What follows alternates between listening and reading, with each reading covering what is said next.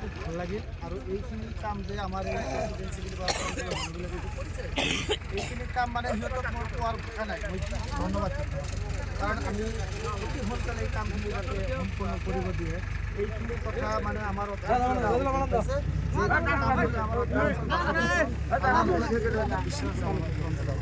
আৰু আল্লাহ এই কামৰ দ্বাৰা যাতে আমাৰ অত্ৰ ৰক্ষা কৰি দিয়ে সেইটোলৈ আমি বহুত মানে চিন্তিত আৰু চিন্তা কৰি আছোঁ যাতে এইটোৰ ফলত আমাৰ বুঢ়া বুঢ়ী হওক এই অঞ্চলৰ যি জাগাবিলাক আছে এই জাগাখিনি আল্লাহ ৰক্ষা কৰিব বুলি মোৰ দীৰ্ঘ বিশ্বাস।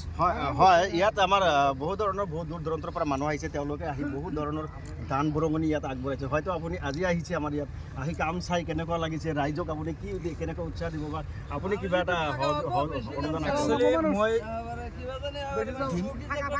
এই কামখিনি চাই মোৰ মানে মই এটা কথা কৈছোঁ মোৰ ভাষা নাই ক'বলৈ, মানে মই যিমানেই দিম সিমানেই কম হ'ব। কাৰণ ইয়াত মানে আজি এটা টকা মই মেনশ্যন কৰিম মোৰ কৰ্তব্যৰ ফালৰি কাটি দিম, কাৰণ মই টকা মেনশ্যন নকৰোঁ। মই এই অত্ৰ অঞ্চলৰ কাৰণে মই এই ইয়াৰে ল'ৰা এই জাগাৰ কাৰণে এই ডেম্পৰ কাৰণে যি কৰিব লাগে আৰু যেতিয়ালৈকে কৰিব লাগে মই ইহঁতৰ লগত হাত আছোঁ আৰু কান্ধত কান্ধ মিলাই ইহঁতৰ লগত মই চলিম। গতিকে মই টকা মেনশ্যন নকৰোঁ, মই যি দিম প্ৰেচিডেণ্ট ছেক্ৰেটাৰীৰ হাতত দি দিম আৰু যাতে এতিয়া মই 1 লাখ টকা দিলোঁ, 1 লাখ টকা দিয়াৰ পাছত মোৰ কৰ্তব্যৰ পৰা মই ফালৰি কাটিম।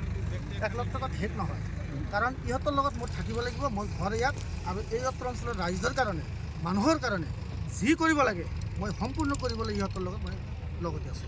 এজনৰ চাই আনজনে মানে সহায় কৰিব বিচাৰে, মানে সেইটোৱে বিচাৰিছোঁ না এজনৰ চাই মানে এতিয়া মই এটা কথা কৈ আছোঁ, কাৰণ এই কামখিনি এই অত্ৰ অঞ্চলৰ ৰাইজৰ দৰকাৰ আৰু আমাৰ প্ৰত্যেকটো মানুহক মই আহ্বান জনাম ইহঁতৰ লগত লগ দিব লাগিব, আমাৰ কামৰ কাৰণে লগ দিব লাগিব আৰু আমাৰ বাহিৰত যিমান মানুহ আছে প্ৰত্যেকটো মানুহক মই আহ্বান কৰি আছোঁ এই অত্ৰ অঞ্চলৰ ৰক্ষাৰ্থে আপোনালোকে যিয়ে যিমান পাৰে ফোনপে' নাম্বাৰ আছে, একাউণ্ট নাম্বাৰ আছে, স্কেনাৰ আছে, এইবিলাক ইহঁতৰ দি দিব।